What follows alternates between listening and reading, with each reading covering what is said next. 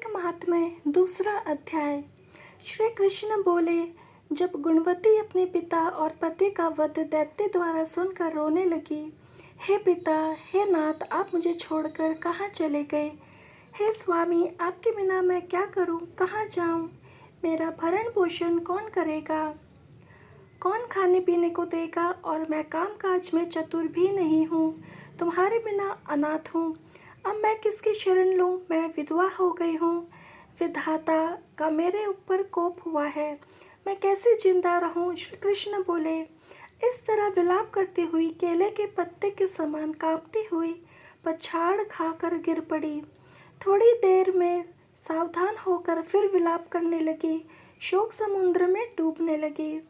उस गुणवती ने घर का सब माल बेचकर शास्त्र के अनुसार बहुत सावधानी के साथ अपने पिता तथा पिता की क्रिया की और उसी शहर में विष्णु भगवान की भक्ति में तत्पर होकर शुद्ध शांति के साथ रहने लगी और अपने आजीवन तक एकादशी का व्रत और कार्तिक महीने के व्रत आदि करती रही।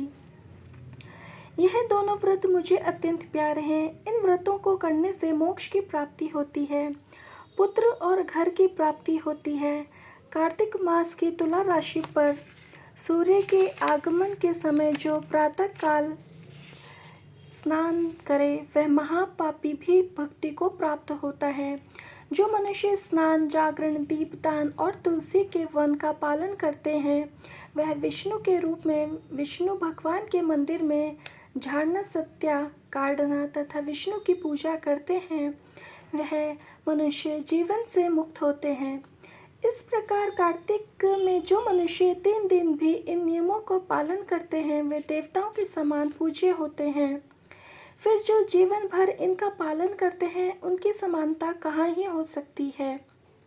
सो वह गुणवती हर वर्ष कार्तिक के व्रत का भक्तिपूर्वक विष्णु भगवान का नित्य प्रति पूजन करने लगी। वह वृद्धावस्था में ज्वर से पीड़ित होने पर भी गंगा स्नान करने गई।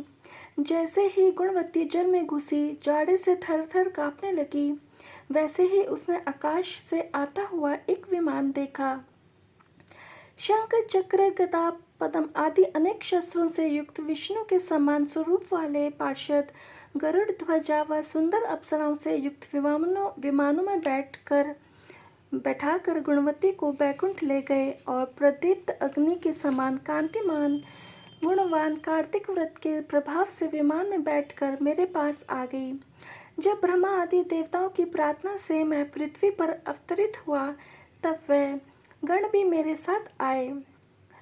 सो हे कामिनी, वे सब मेरे यादव हैं और तुम्हारे पिता देव शर्मा इस जन्म में सत्राजित हुए और तुम्हारा पति चंद्र शर्मा अक्रूर हुआ।